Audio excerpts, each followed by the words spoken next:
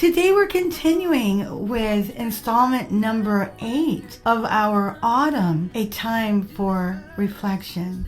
Today we're going to take a look at Antonio Vivaldi's The Four Seasons. It's a timeless masterpiece that's heralded for its beauty and complexity. Composed in the early 18th century, this musical work is divided into 4 individual concertos, each representing a different season of the year. Vivaldi's ability to evoke the essence of each season through his music is truly remarkable, and listening to the 4 seasons can be a deeply reflective experience. By the end of this episode, I'll share movement number 2, which specifically pertains to the autumn season. But before we talk more about Vivaldi's quintessential work, I just want to provide some biographical information on the composer. For context, Antonio Vivaldi was a Baroque composer, best known for The Four Seasons, which we'll be talking about shortly.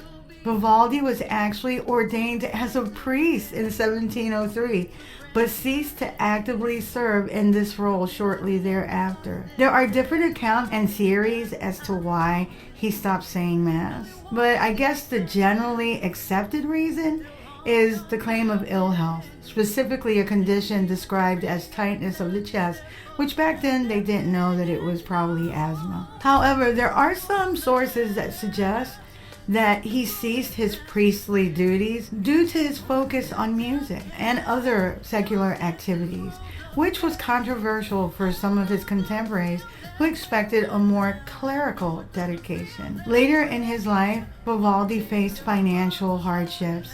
Despite his significant contributions to music and previous successes, he struggled with money problems, which led him to sell many of his priceless manuscripts, and eventually he moved to Vienna with hopes of finding patronage. He unfortunately died in relative obscurity and poverty despite his stature. This is so heartbreaking. His fall from prominence and his financial instability is sometimes discussed in terms of the mismanagement of funds, but probably more so the fickle nature of supporters of the arts, especially during the Baroque period. And just for further context, the Baroque era in music was roughly from 1600 to 1750. Bold, expressive, dramatic, and full of detail was typical of the music from the Baroque era. It gave birth to the opera,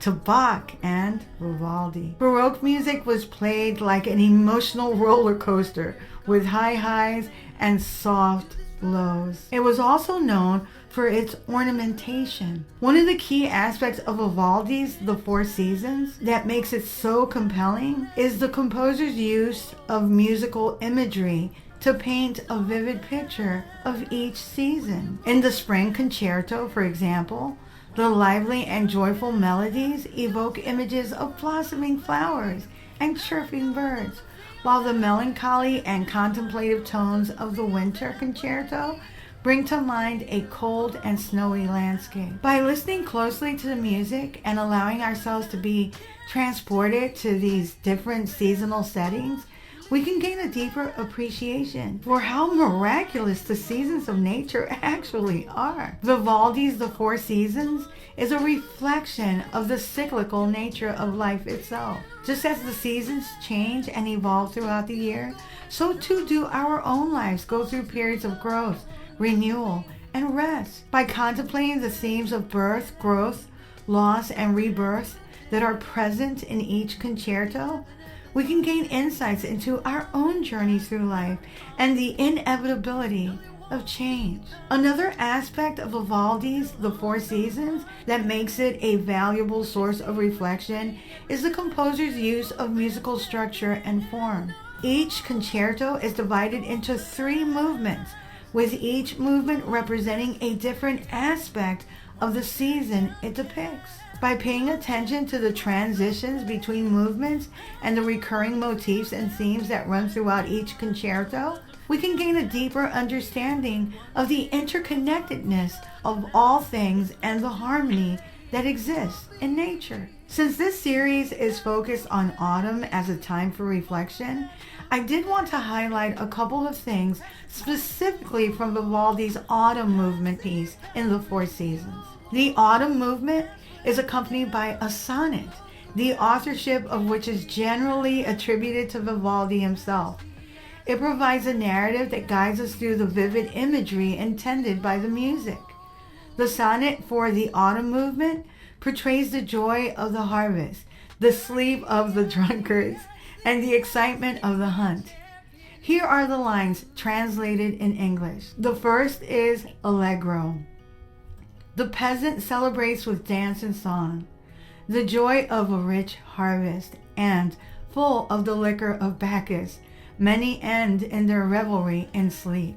Movement number 2 is the Adagio molto. The mild air gives pleasure, and the season invites so many to sound sleeps without anxiety. And then the third, Allegro. The hunters emerge at the new dawn, armed with shotguns, dogs, and horns. The beast flies, and they follow its trail, terrified and tired by the great noise of the guns and dogs. The beast, wounded, threatens languidly to flee, but harried dies. These sonnet lines are reflected in the music of the concerto, with each movement eloquently capturing the described scenes. Vivaldi's ingenious use of musical motifs allows the listener to see the scenes unfold through sound. The Autumn Concerto, composed in 1723, is characterized by its vivid musical imagery and depiction of scenes associated with the season. The concerto in F major, Autumn, starts with the Allegro Harvest Festival. This movement represents the joy and festive spirit of the autumn harvest. The music is lively and festive. It depicts the peasants celebrating a successful harvest with dances and songs.